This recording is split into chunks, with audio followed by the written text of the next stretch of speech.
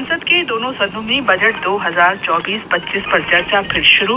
संसदीय कार्य मंत्री किरेन रिजिजू ने विपक्ष पर बजट पर राजनीति करने का आरोप लगाया। प्रधानमंत्री नरेंद्र मोदी करगिल विजय दिवस की 25वीं वर्षगांठ पर कल करगिल युद्ध स्मारक का दौरा करेंगे। गुजरात और महाराष्ट्र के कुछ हिस्सों में मूसलाधार बारिश जारी। मौसम विभाग का अगले कुछ दिनों के लिए पश्चिमी और मध्य भागों में बहुत तेज बारिश का अनुमान। विदेश मंत्री doctor S Jaishankar ASEAN mechanism की बैठकों में हिस्सा लेने के लिए 3 दिवसीय दौरे पर लाओस पहुंचे। इजराइल के प्रधानमंत्री बेंजामिन नेतन्याहू ने अमेरिकी कांग्रेस के संयुक्त सत्र को संबोधित किया और गजा पट्टी में हमास के खिलाफ युद्ध के लिए अमेरिका से समर्थन मांगा। और भारत का पेरिस ओलंपिक अभियान शुरू। व्यक्तिगत रैंकिंग राउंड में तीरंदाजी की शुरुआत।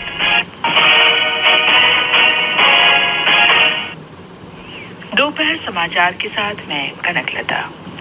संसद के दोनों सदनों में आम बजट और केंद्र शासित प्रदेश जम्मू कश्मीर के बजट पर आज चर्चा फिर शुरू हुई। संसदीय कार्य मंत्री किरेन रिजिजू ने आज विपक्षी नेताओं की आलोचना करते हुए कहा कि उन्होंने देश के जनादेश का अपमान किया है। नई दिल्ली में संवाददाता सम्मेलन को संबोधित करते हुए उन्होंने कहा कि देश चाहता है कि बजट पर एक सार्थक चर्चा हो, लेकिन कुछ दलों के नेताओं की टिप्पणी और भाषण से सदन की गरिमा गिरी है। कल विपक्ष के लोग ने बजट के बारे में कुछ नहीं कहा, सिर्फ राजनीति की है। 2 चीजें विपक्ष के लोगों ने किया है कल। पहला तो देश का जनादेश, जनता का जनादेश को अपमान किया है। ये लोकतंत्र के लिए ठीक नहीं है। श्री रिजिजू ने विपक्षी दलों के लोगों से जनादेश का सम्मान करने का आह्वान किया। प्रधानमंत्री नरेंद्र मोदी का हवाला देते हुए उन्होंने कहा कि चुनाव खत्म हो गए हैं और अब विकसित भारत की दिशा में काम करने और केंद्रीय बजट पर रचनात्मक चर्चा करने पर ध्यान केंद्रित किया जाना चाहिए। उन्होंने आरोप लगाया कि विपक्षी नेताओं ने बजट पर कुछ नहीं कहा, वे सिर्फ राजनीति करते रहे। संसदीय कार्य मंत्री ने कहा कि बजट का लक्ष्य भारत को तीसरी सबसे बड़ी अर्थव्यवस्था बनाना है और इस बजट में महिलाओं और किसानों के साथ साथ रोजगार और बुनियादी ढांचे के विकास के लिए आवंटन का प्रावधान किया गया है। लोकसभा में चर्चा में भाग लेते हुए कांग्रेस के चरणजीत सिंह चन्नी ने आरोप लगाया कि बजट ने लोगों को निराश किया है। उन्होंने संसद भवन में डॉक्टर BR आम्बेडकर की प्रतिमा को स्थानांतरित करने पर सवाल उठाया। श्री चन्नी ने आरोप लगाया कि इस बजट में पंजाब के साथ सौतेला व्यवहार किया गया है। उन्होंने कहा कि बजट में बाढ़ से प्रभावित पंजाब के लोगों के लिए कुछ नहीं है। कांग्रेस और तृणमूल कांग्रेस ने कल लोकसभा में बजट चर्चा के दौरान भाजपा सांसद अभिजीत गंगोपाध्याय द्वारा की गई टिप्पणियों पर आपत्ति दर्ज की है। सदन में कांग्रेस सांसद गौरव गोगोई और अभिजीत गंगोपाध्याय के बीच तीखी बहस हुई। आज सुबह सदन की कार्यवाही शुरू होते ही कांग्रेस और तृणमूल कांग्रेस के सदस्यों ने भाजपा सांसदों के खिलाफ कार्रवाई करने की मांग की। संसदीय कार्य मंत्री किरेन रिजिजू ने कहा कि सांसद द्वारा की गई टिप्पणी उचित नहीं है और सदन की मर्यादा के खिलाफ है। अध्यक्ष ओम बिरला ने कहा कि इस टिप्पणी पर सांसद को चेतावनी दी गई है। उन्होंने सदस्यों से सदन की मर्यादा बनाए रखने का आग्रह किया। राज्यसभा में चर्चा में भाग लेते हुए कांग्रेस सांसद रणदीप सिंह सुरजेवाला ने किसान, गरीब और बेरोजगारी का मुद्दा उठाया। उन्होंने कहा कि किसानों के कर्ज माफ करने के लिए बजट में कोई प्रावधान नहीं किया गया। उन्होंने ये भी कहा कि सरकार किसानों को खाद्यान्न पर पर्याप्त न्यूनतम समर्थन मूल्य नहीं दे रही है। सरकार ने कहा है कि उसे अपने नागरिकों की जम्मू कश्मीर और देश के कुछ अन्य हिस्सों की यात्रा के संबंध में अमेरिकी सरकार द्वारा जारी किए गए कथित दिशा निर्देश की जानकारी नहीं है। राज्यसभा में आज प्रश्नकाल के दौरान कांग्रेस नेता दिग्विजय सिंह द्वारा उठाए गए पूरक प्रश्नों का जवाब देते हुए केंद्रीय पर्यटन मंत्री गजेंद्र सिंह शेखावत ने कहा कि अमेरिकी नागरिकों को देश के कुछ हिस्सों की यात्रा से बचने की ऐसे कोई दिशा निर्देश की जानकारी नहीं है। उन्होंने कहा कि अनुच्छेद 370 हटने के बाद पर्यटक बिना किसी भय के जम्मू कश्मीर का दौरा कर रहे हैं। केंद्रीय उपभोक्ता मामलों, खाद्य और सार्वजनिक वितरण मंत्री प्रहलाद जोशी ने कथित रूप से मोडा घोटाले के संबंध में कर्नाटक के मुख्यमंत्री सिद्धारमैया के इस्तीफे की मांग की है। श्री जोशी ने आज संसद से बाहर मीडिया के साथ बातचीत में आरोप लगाया कि मुख्यमंत्री सीधे तौर पर घोटाले में शामिल हैं। उन्होंने मांग की कि इस मामले को सीबीआई को सौंपा जाना चाहिए। 2024 में 20 लाख 60,000 से अधिक We have already demanded Mr. Siddaramaiah should step down and entire this episode should be handed over to CBI. Now only the bank transaction related issues are transferred. Bank has given the complaint and that is being handled by the CBI and ED is handling the money laundering case. But in entirety, it should be handed over to CBI and Mr. Siddaramaiah should resign. This is our firm demand. ये समाचार हमारी website newsonair.com/hindi और हमारे mobile app news on AIR पर भी उपलब्ध हैं।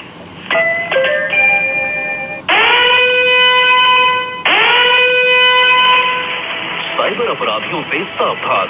Share market से तुरंत पैसे बढ़ाने, घर बैठे पैसे कमाने जैसे लालच देकर या फिर नकली पुलिस, सीबीआई, कस्टम अधिकारी बनकर सिम या बिजली बंद होने की धमकी देकर या फिर अनजाने नंबरों से वीडियो कॉल करके साइबर अपराधी आपको शिकार बनाते हैं। सतर्क रहें। शिकार होने पर तुरंत कॉल करें 1930 पर या फिर शिकायत दर्ज कराएं www.cybercrime.gov.in पर। अधिक जानकारी के लिए फॉलो करें हमारे सोशल मीडिया हैंडल साइबर दोस्त को। गृह मंत्रालय द्वारा जनहित में जारी। दोपहर समाचार में आपका फिर स्वागत है। प्रधानमंत्री नरेंद्र मोदी 25वें करगिल दिवस के अवसर पर कल करगिल युद्ध स्मारक का दौरा करेंगे। श्री मोदी सर्वोच्च बलिदान देने वाले शहीदों को श्रद्धांजलि अर्पित करेंगे। प्रधानमंत्री शिनकुन ला सुरंग परियोजना के निर्माण कार्य की वर्चुअली शुरुआत करेंगे। एक रिपोर्ट। 4 किलोमीटर से अधिक लंबी ये ट्विन ट्यूब सुरंग लेह को सभी परिस्थितियों में देश के अन्य हिस्सों से जोड़ेगी। लगभग 15,800 फीट की ऊंचाई पर बनाई जाने वाली ये सुरंग दुनिया की सबसे ऊंची सुरंग होगी। इस सुरंग से न केवल सशस्त्र बलों और उपकरणों की तेज और कुशल आवाजाही होगी, बल्कि इससे लद्दाख को आर्थिक और सामाजिक रूप से बढ़ावा भी मिलेगा। सकलेन की रिपोर्ट के साथ समाचार कक्ष से आकर्षिता सिंह। करगिल विजय दिवस की 25वीं वर्षगांठ से पूर्व द्रास के लामोचेन पॉइंट पर एक कार्यक्रम का आयोजन हुआ। इस आयोजन में युद्ध के नायकों, रक्षा कर्मियों के रिश्तेदारों और स्थानीय लोगों ने भाग लिया। करगिल विजय दिवस की रजत जयंती के भव्य उत्सव की मेजबानी के लिए द्रास में युद्ध स्मारक पूरी तरह से तैयार है। करगिल विजय दिवस का रजत जयंती समारोह करगिल युद्ध के दौरान भारतीय सशस्त्र बलों की वीरता और बलिदान की याद में मनाया जाता है। सूचना और प्रसारण मंत्री अश्विनी वैष्णव ने आज सूचना तथा प्रसारण राज्य मंत्री डॉक्टर एल मुरुगन और मिजोरम के मुख्यमंत्री लाल तुहुमा की उपस्थिति में वीडियो कॉन्फ्रेंसिंग के माध्यम से भारत के 500वें सामुदायिक रेडियो स्टेशन का उद्घाटन किया।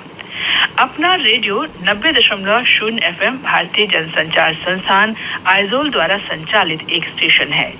इस अवसर पर श्री वैष्णव ने कहा कि पहल अपना रेडियो स्टेशन के कवरेज क्षेत्र में लोगों के जीवन में महत्वपूर्ण बदलाव लाएगी। उन्होंने बताया कि केंद्रीय बजट ने पूर्वोत्तर क्षेत्र के लिए रेलवे बजट के तहत रिकॉर्ड आवंटन किया है। इससे मिजोरम को अच्छी रेलवे कनेक्टिविटी मिलने का लंबे समय से देखा गया सपना पूरा होगा। This initiative will bring a very significant and substantive change in the lives of the people who are covered under this radio station's coverage area. I'll request Honorable Chief Minister Sir to associate local groups, local cultural groups, local student groups who can come to this radio station, develop their own program and make this a really community radio. Doctor Murugan ने ऐसे स्टेशनों की सामाजिक रूप से लाभकारी प्रकृति पर प्रकाश डाला और कहा कि सामुदायिक रेडियो स्टेशन अंतिम छोर तक सूचना संचार की प्रतिबद्धता के कारण स्थापित किए जाते हैं। The community radio plays a crucial role to communications contents to the common people, those who not reachable area. And as well as the community radios playing a major role while the disaster time, cyclone time, particularly in the coastal area, for and of the fishermen. For achievement, last year we fixed we will be reach 750 community radio stations. Shri वैष्णव ने 10वीं राष्ट्रीय सामुदायिक radio पुरस्कारों के विजेताओं की घोषणा की। राष्ट्रपति द्रौपदी मुर्मू ने आज राष्ट्रपति पद पर अपने 2 वर्ष पूरे होने पर नई दिल्ली के राष्ट्रपति भवन स्थित डॉक्टर राजेंद्र प्रसाद केंद्रीय विद्यालय के 9वीं कक्षा के छात्रों को पढ़ाया। छात्रों के साथ बातचीत के दौरान उन्होंने आधुनिक दौर की विभिन्न समस्याओं के बारे में चर्चा की। राष्ट्रपति ने छात्रों से लोगों के इन समस्याओं के बारे में आगाह करने और दुनिया को एक बेहतर जगह बनाने में योगदान देने के लिए भी कहा। हम जो कभी कभी ऐसे देखा जाता है कि जागरूकता नहीं होने के कारण टैप को भी खोल के छोड़ देते हैं, तो पानी वेस्ट होता है। कभी कभी हम इतने जरूरत से ज्यादा नहाने के टाइम शावर खोल दो, जरूरत से ज्यादा नहा लो, जरूरत से ज्यादा पानी को हम बर्बाद करते हैं। और कभी कभी हम पीने का पानी में भी हाथ धो लेते हैं, कभी कभी पीने का पानी में हम बर्तन साफ कर लेते हैं, तो फिर वो पीने का पानी पीने में ही यूज होना चाहिए। दिल्ली के राउज एवेन्यू कोर्ट ने आज आबकारी नीति मामले में दिल्ली के मुख्यमंत्री अरविंद केजरीवाल की न्यायिक हिरासत 8 अगस्त तक बढ़ा दी है। श्री केजरीवाल को तिहाड़ जेल से वीडियो कॉन्फ्रेंसिंग के माध्यम से अदालत में पेश किया गया। विदेश मंत्री एस जयशंकर आसियान मैकेनिज्म बैठकों में हिस्सा लेने के लिए 3 दिन के दौरे पर लाओस के वियंतियाने पहुंच गए हैं। सोशल मीडिया पोस्ट में डॉक्टर जयशंकर ने कहा कि भारत की एक्ट ईस्ट नीति का 1 दशक पूरा हो रहा है और भारत आसियान के साथ संबंधों को और मजबूत करने के लिए उत्सुक है।